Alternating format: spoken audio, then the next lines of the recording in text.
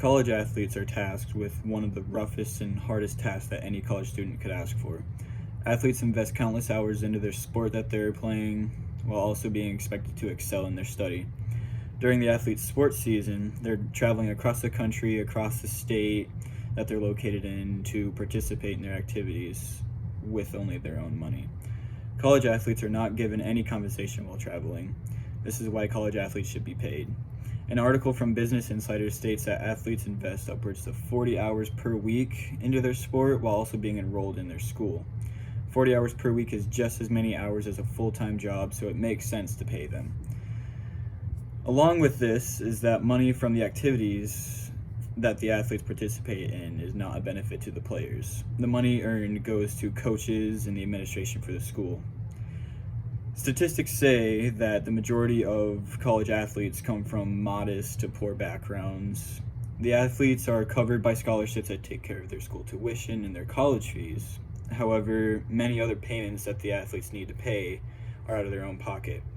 This means that any payment other than from the school comes from the athlete. That is not including any parents or guardians that are helping them financially. Along with this, if college athletes were paid, the stakes of playoff games, championship games would be way higher, thus making viewership more goes up and competitive, just like any professional sports games.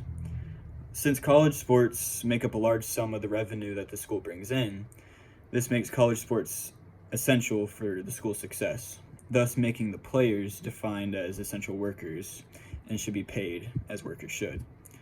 College athletes do not need to be paid an arm and a leg, however. Some players go as far as selling their own merchandise during their school years. Players are so desperate for money that they're willing to break the rules of NCAA to make a few $100s. If big game universities took a small percentage of the money that they made from sports events and gave the earnings to the players, coaches, and the administration, players would view college sports as their only source of income, thus allowing the players to focus on the sport and their classes a lot more than years prior. Justin Reyes, a writer for Greenville University, interviewed Walker McDonald, an athlete for Greenville University.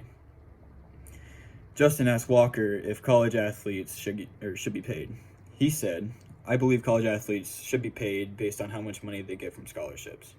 Athletes should at least make enough money to cover their tuition if the scholarship doesn't."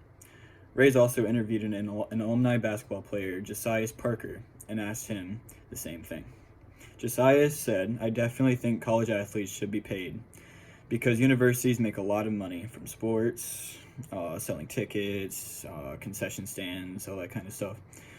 Sports bring a majority of the income to the school, especially for small schools like Greenville University. Athletes should be paid, especially because college is a tough time with money. We all know this.